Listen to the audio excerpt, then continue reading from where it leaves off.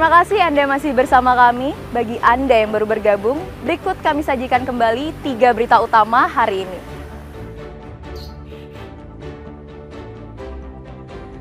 Pemprov Bali akan membuka 6.000 hektar lahan sawah baru untuk mengganti lahan sawah yang hilang akibat alih fungsi lahan.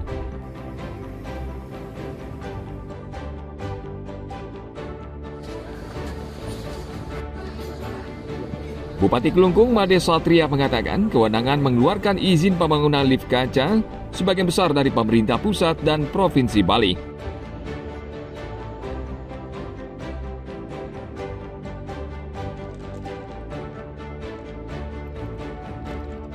Seorang ibu rumah tangga di Badung mengubah sampah jadi sabun mandi.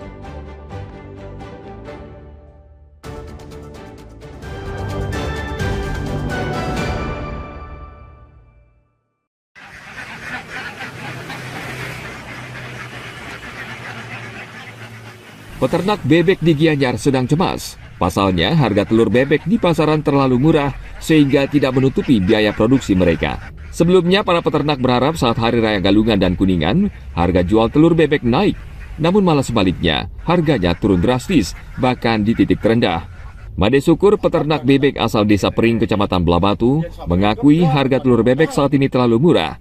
Ia mencontohkan untuk satu kerat telur bebek berisi 30 butir, harganya berkisar Rp50.000 sampai Rp50.000. Menurutnya idealnya harga satu kerat telur bebek sekitar Rp80.000 per keratnya, sehingga peternak masih untung dari ongkos pemeliharaan. Turunnya harga telur bebek saat ini menurut Syukur akibat banyaknya telur bebek dari luar Bali yang membanjiri pasaran. Hal ini membuat khawatir peternak. Angkanya baru 2 bulan ini mendok aja lalu kayak wah 5 mana boleh nih. Kalau idealnya aku udah nih Pak. 80 orang boleh mong Pak. Boleh memali rupiah. Berat ya. Sejak kapan penurunan ini? Ampun 2 bulan ampun. 2 bulan ya. 2 bulan lebih. Arti harapan Pak Galung kan menek. Menek dan anda. Dan tidak. Oh, Maman mau makin dah. Oh di Kelung kali maman jadi 500 lah kan. kenapa bisa turun harganya? Jika lagi tiang rupiah kan bion bebek, angau bedek kalau kan. Artinya banyak telur dari luar Pak. Banyak sumber dari luar. Syukur dan peternak bebek lainnya di Gianyar berharap pemerintah membenahi distribusi telur bebek karena khawatir usaha peternak lokal terpukul. Sebagian peternak bahkan mengaku sudah malas berbisnis telur bebek karena tidak menguntungkan lagi. Tim Liputan melaporkan dari Gianyar.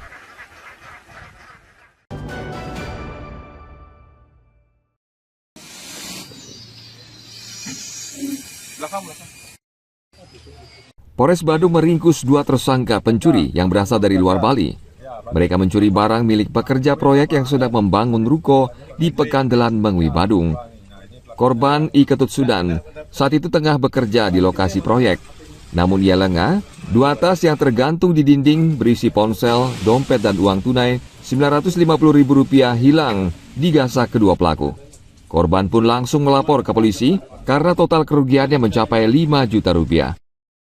Pura-pura ditolong padahal diambil. Kegiatannya hari Sabtu 27 Februari 2025. Itu sudah 10 bulan yang lalu.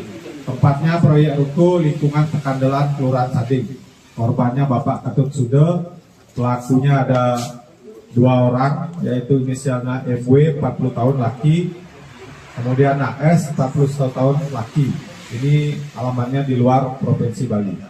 Kemudian modusnya pelaku secara bersama-sama melakukan pencurian dengan berbagi peran, kemudian mengambil barang milik korban saat korban lengah. Saat pemeriksaan terungkap, salah satu tersangka ternyata kerap mencuri. Namun sasarannya adalah korban yang mengalami kecelakaan lalu lintas di jalan raya. Modusnya dengan berpura-pura menolong, namun justru memanfaatkan kesempatan mencuri barang korban. Memang modusnya seperti itu. Jadi setiap ada kejadian, dia memang tidak memonitor. Jadi setiap ada kecelakaan, dia mengambil barang-barang milik korban. Informasi dari korban. Jadi korban melaporkan bahwa yang bersangkutan kehilangan HP pada saat terjadi kecelakaan lalu lintas. Sehingga kita upaya penyelidikan kita memaksimalkan dengan tim kami di lapangan mencari dan meminta, artinya dalam hal ini kotak HP supaya bisa kita cek email dan lain sebagainya. Udah sempat dijual HP-nya, Nat? Sementara HP masih ada pada pelaku. Di mana ditangkapnya? Kami mengamankan di depan Puspambadu. Polisi masih mengembangkan kasus ini untuk mengetahui dugaan tersangka melakukan hal serupa di beberapa tempat. Ana Agung Gede Agung melaporkan dari Badung.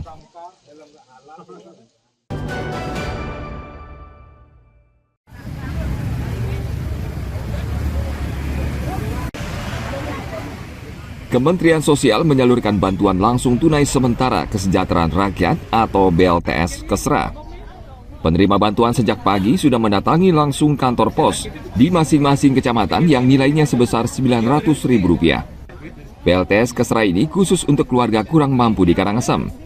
Untuk menghindari membludaknya warga yang datang, Kantor Pos Indonesia Cabang Karangasem menjadwalkan pencairan untuk masing-masing kelurahan dan desa di Kecamatan Karangasem.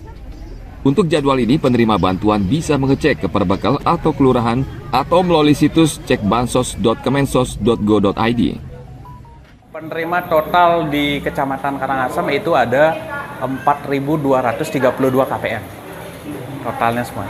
Oke, itu berapa kelurahan desa? Itu terbagi menjadi 3 kelurahan dan 8 desa.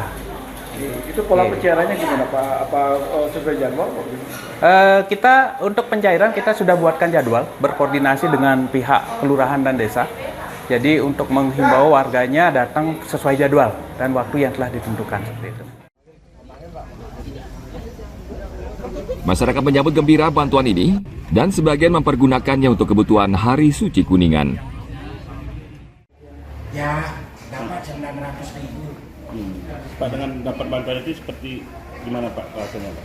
Ya, senang-senang sekali karena dari pemerintah supaya yang miskin-miskin diberi sumbangan supaya bisa dia hidup kembali. Penyaluran BLTS Kesra dilaksanakan sejak tanggal 24 hingga 28 November 2025. Untuk mendapatkan bantuan, penerima manfaat harus membawa KTP dan kartu keluarga asli. Sementara bagi penerima manfaat dengan kartu keluarga tunggal, petugas kantor pos akan mendatangi rumah penerima. Tim Liputan melaporkan dari Karangasem.